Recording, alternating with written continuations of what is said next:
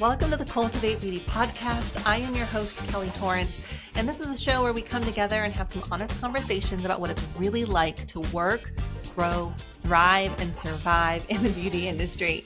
My guests and topics are all people and things related to what's happening right now in our salons, behind the chair, in the treatment room, in our beauty schools, in our training facilities, at a state board level, and beyond.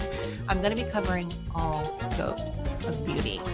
So if you're ready to help me cultivate a fun-loving, passionate group of informed professionals, then please sit back, relax, and enjoy the show.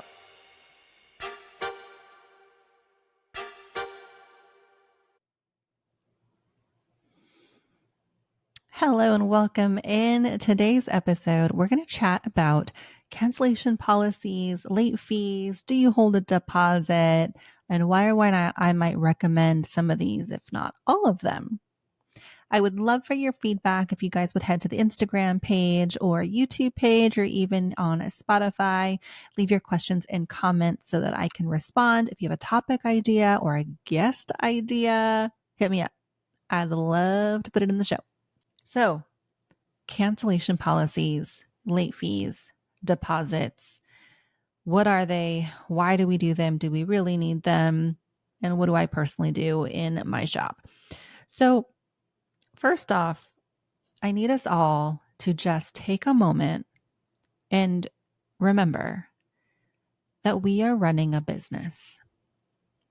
And most of us are running a business to pay the bills, to put food on the table, and to make sure our kids have all of the unimportant little things that their little hearts desire. So remember that your time is valuable. Your knowledge, your expertise, that is all valuable. And when you don't charge cancellation policies, late fees, no shows, you will at some point lose money. You will have wasted time prepping for a service, prepping for a client who maybe never really had actual intentions on making it in. And I don't want to be a pessimist. I don't want to sound negative. Most people who make appointments have every intention on making it in. And you know what? Life happens. Flat tires really do happen. Sick kids really do happen. Last minute mandatory meetings with the boss at work happen. So take that into consideration when you are creating these policies.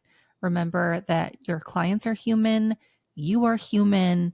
Set those boundaries.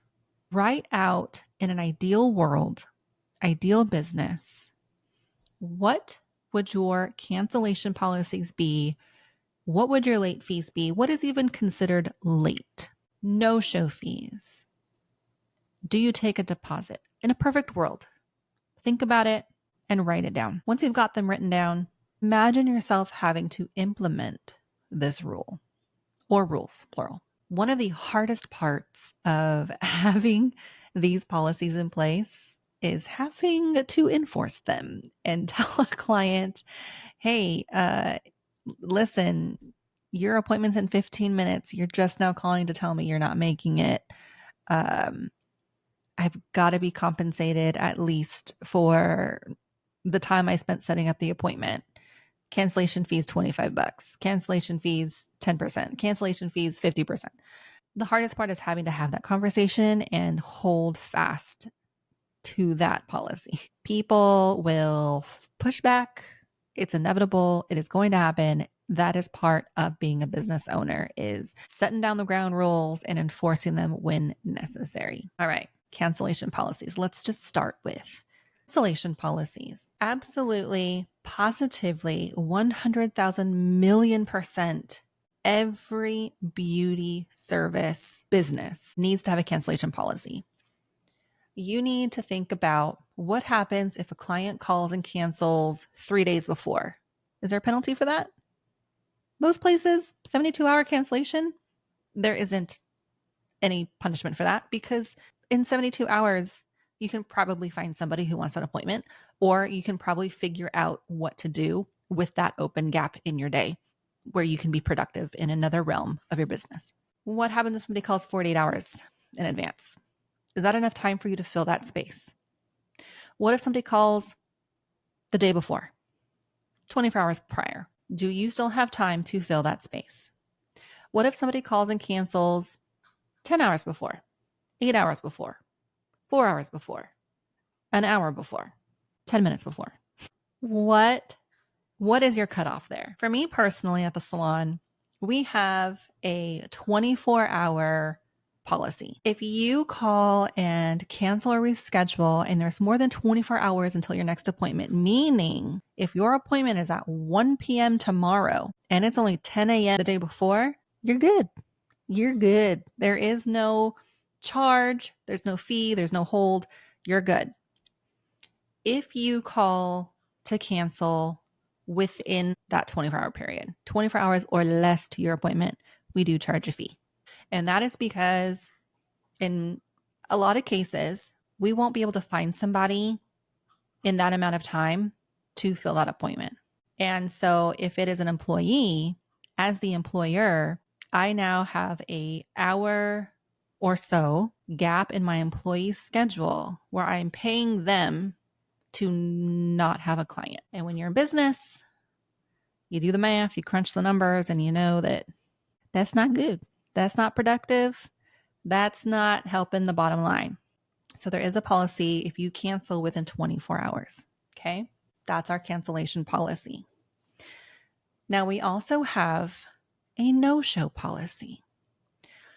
I highly recommend you have a no-show policy. For us, the definition of a no-show for us is you do not call, you do not text, you do not email, you do not reach out in any way, shape, or form that you will not be making your appointment, and there's just no one there. That is what we consider to be a no-show. And we absolutely have a fee for no-show. And that fee is exponentially more than a same-day cancellation fee. Listen, we would much rather have our clients call and say, I am so sorry. Something's come up at work. The babysitter didn't show. I stubbed my toe and can't walk. I won't be there. I'm so sorry. All right. When it comes to the no-show policy, you absolutely need to have this in place because no-shows absolutely will happen.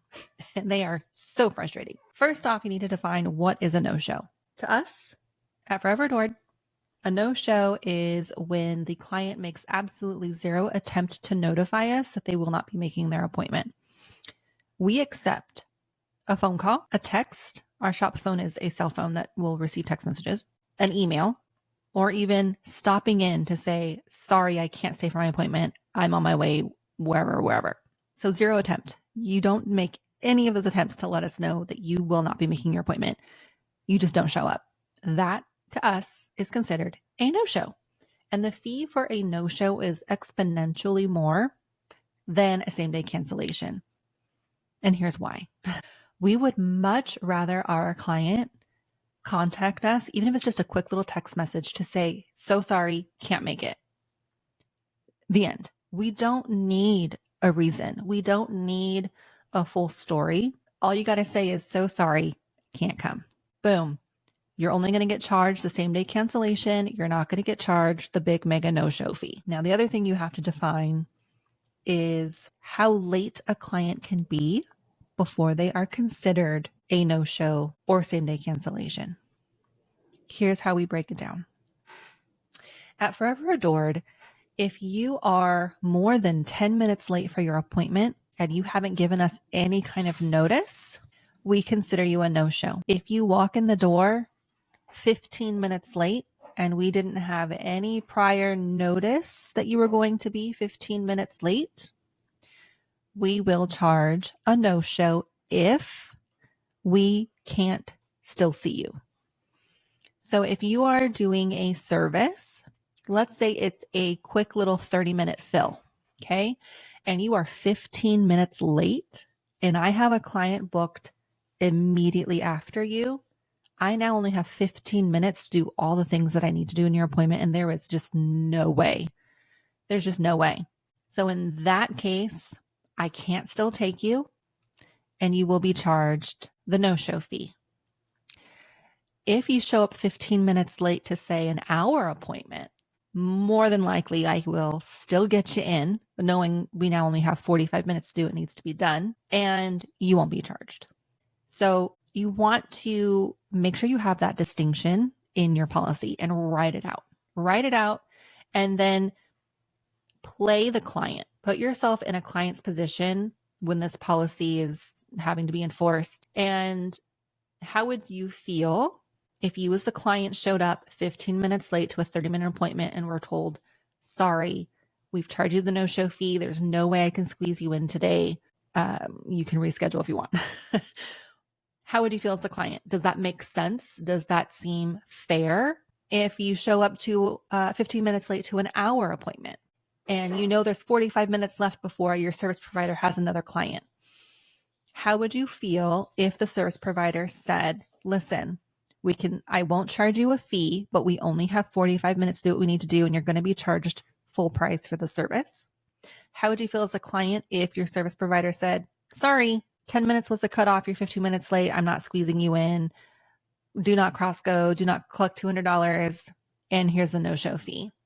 Does that seem fair? Like, put yourself in the client's shoes and make sure that your policies make sense if you were the client. I've been doing this a long time, and I have heard of and experienced certain policies that I see where they were going with it as a business owner, but as the client, it didn't make sense. It didn't feel fair, and I never went back. So, you gotta kind of put yourself in the position on both sides and make sure that those policies make sense. But absolutely make sure that you have a cancellation policy and a no-show policy. And within those two, make sure you write it out and define what a no-show is considered and how late a client is allowed to be before you would consider them a no-show. Make sure you have all that written out. Make sure that your staff understands the differences. Make sure that your clients understand the differences. And here's this. If it is too difficult to explain to somebody, then it probably needs to be tweaked. It's probably not quite right. Your policies should be very clear cut, very easy to understand, very easy to follow. There shouldn't be much room for any kind of back and forth if you ever need to enforce a policy. Now, at Forever Adored, we do give new clients a one-time freebie, a one-time free pass, because when you're a new client, you are fresh and new to the policies, but you're also fresh and new to how enforced these policies are. If you are a business who has policies in place, but you don't enforce them, or you choose when you want to enforce them, you're kind of setting your client up for failure because, well, you let me get away with it last time. Well, I called and the person who answered the phone said that it was okay this time. Well, how come you're charging me last time and now you're charging me even more this time? Like, you have to enforce your policies, and they have to be clear to understand, and you have to consistently enforce them. That way your clients, new and old, respect and understand that boundary. I can't tell you how many times I have had a new client call the salon to book an appointment and actually upfront asked what our policies were. And when we clearly explain them, and it doesn't take us 20 minutes to explain it, we can just, boom, here's our policies. I can't tell you how many times a client has told me, oh, finally, a place that's run like an actual business. Yes. So this is part of establishing yourself as a professional and establishing the relationship between new clients, that this is an actual business. I run this like an actual business. This is not just a casual in and out. We actually try to build relationships at Forever Adored. One of the things that I am adamantly sharing with students, with employees, with fellow beauticians is how important maintaining a returning client is. And every returning client started as a new client. But returning clients are going to be people that you have a mutual respect for each other.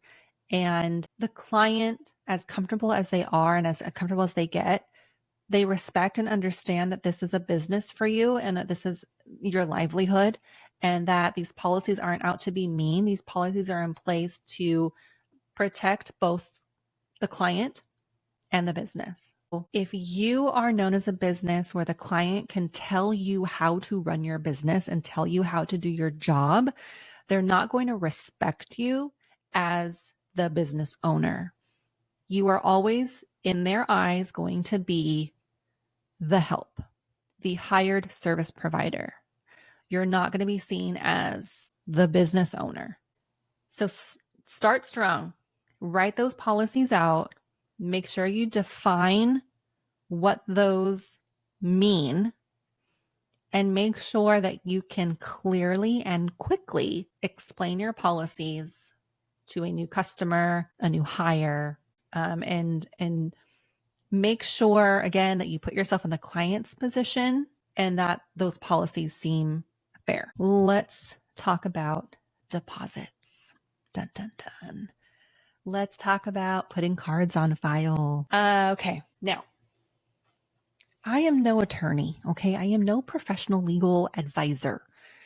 But here is one thing that I do know. In the state of California, okay, if you're in another state, thanks for listening. What's up? Hey, it might be different for you.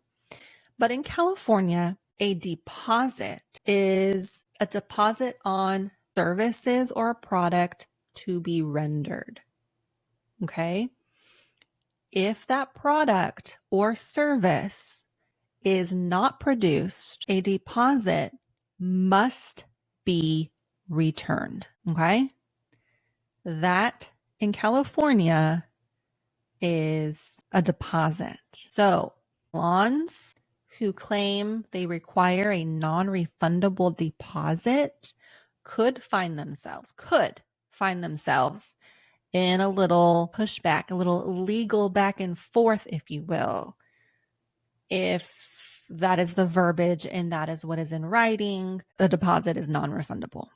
If the service wasn't provided, even if the client was a no-show, let's say your client has booked a 90-minute massage, okay? 90 minutes out of your schedule, and you require a $40 deposit, and you claim it's a non-refundable $40 deposit. If that client doesn't show up for their appointment and they call and say, oh, you know what? I know I had an appointment 20 minutes ago. I'm not going to make it. Can you just refund my deposit? Well, I know in your heart you want to say no. Unfortunately, you've called it a deposit and that 90-minute massage was not given. So technically, you got to give that deposit back. So we got that out of the way, right? You can call it a deposit. It just cannot be a non-refundable deposit in California. What you can charge is a booking fee, a reservation fee, a hold fee. We call it a booking fee. When there's certain services, high dollar services that I provide, and I do require a $100 booking fee. Now, that $100 goes towards their service, but it is a non-refundable booking fee. That way, if the client no shows or decides they're going to cancel on me last minute, they know that that $100 is non-refundable. Okay. So if you want to have something that you don't have to give back, whether the client comes or not, you're in California. I just need to make sure that we all understand I'm talking about California. You can't call it a deposit. Okay. We must call it a fee, some kind, booking fee, reservation fee. It's got to be called a fee. That can be non-refundable. If you decide you're going to take a deposit, are you going to take that in cash? Are you going to take that on a credit card? Make sure you understand your processing fees if you're taking that deposit on a credit card. If you take a $25 deposit off of someone's credit card, and then they decide, you know what, I want it back. I'm not coming. Are you charged twice because now you're processing a refund? See what I'm saying? Make sure you understand those fees. Another way around requiring a deposit or a booking fee is by holding a client's card on file. I highly recommend that if you are going to keep client financial information like a credit card or bank account, I don't know why you need a bank account, but anyway, a credit card, make sure that you are using a professional verified system that protects that information. Please do not write down people's credit card numbers and store it in their file. Please don't do that. Please don't do that. Oh my goodness. That makes me so nervous even saying that. Please do not write down their credit card information and store it. No.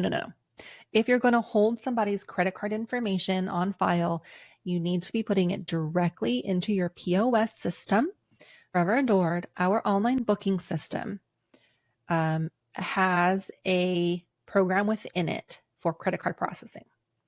And we can store people's credit card information in the system and it gets encrypted. I will only ever be able to see the last 4 digits of this credit card number and the expiration date. That is it. Nobody in my staff can access it. I can't access it. It is encrypted. So make sure that if you're going to hold that information, that the system you're using does that to protect your client and protect you, because you don't want to be liable. If you write down somebody's credit card number on a little Post-it and it blows away in the wind and somebody picks it up and decides, woo, gas money, you are so in trouble.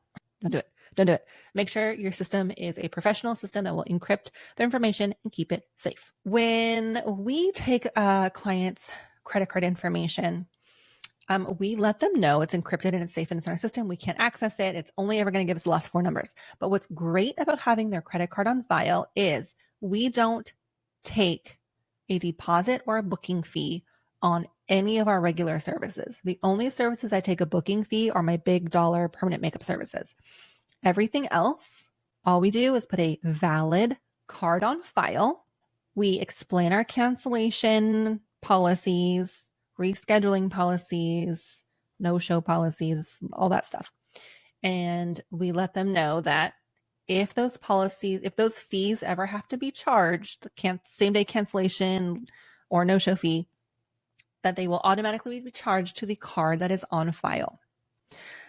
That prevents us from having to do any type of deposit or booking fee. We don't have to worry about being charged twice by our credit card processor because we're taking deposits on a card and not refunding a deposit on the card.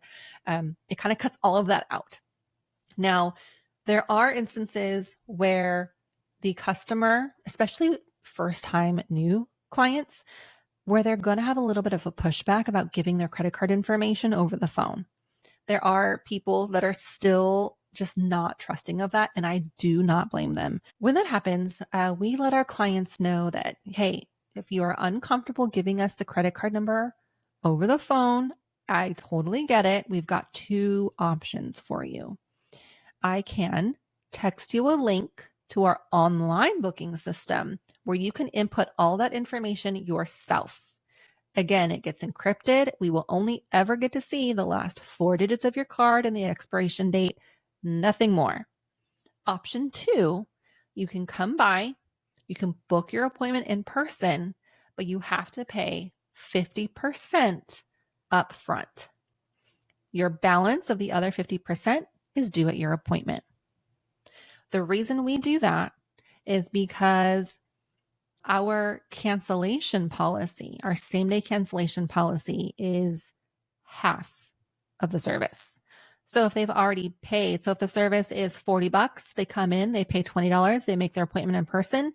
And now if they call 3 hours before and say, I'm so sorry, I can't come, we already have that $20 paid to us and we don't need to worry about collecting anything. We don't need their card number.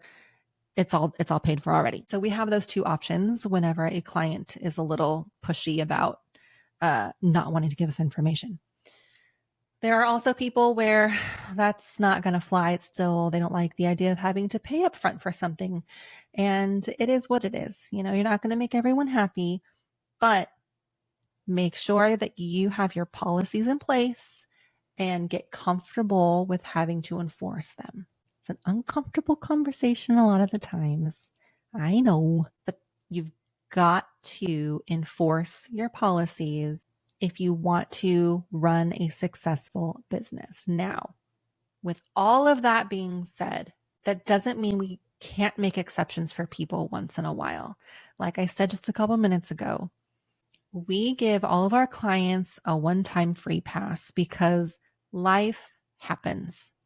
If you are coming in for your third ever appointment with us and it slips your mind, you call us 20 minutes before. Hey, I'm so sorry. I forgot I had an appointment today. I've already made plans for XYZ. I am not going to make it in. If it's a first time offense, we say, listen, we understand normally same day cancellation policy is blah, blah, blah, blah, blah. We do offer a one-time free pass. If you would like, I can put that towards today's missed appointment.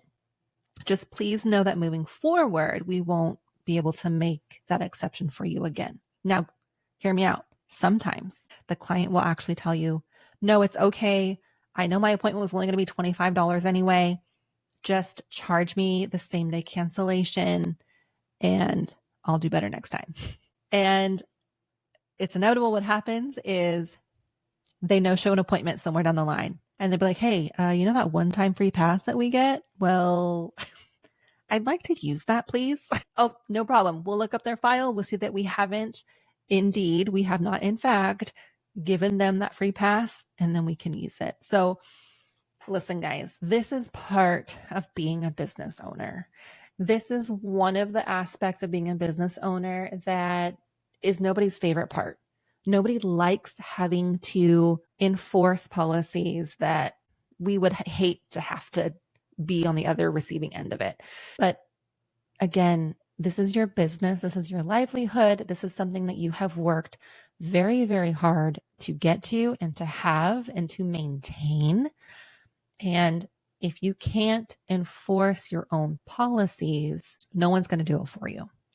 And it's going to be very difficult for you to maintain long-term respectful relationships with returning clients if you don't set those boundaries and enforce them when needed. I know it's an uncomfortable topic, but you got this. Practice makes perfect. Again and again and again, write your policies down, memorize them, define what is considered late, define what is considered a no-show. Make sure that you can explain them clearly, make sure that they make sense, and it's going to suck, but enforce them, enforce them, enforce them. That's it for today's show. I would love for your guys' feedback. I would love to hear what your shop's policies are.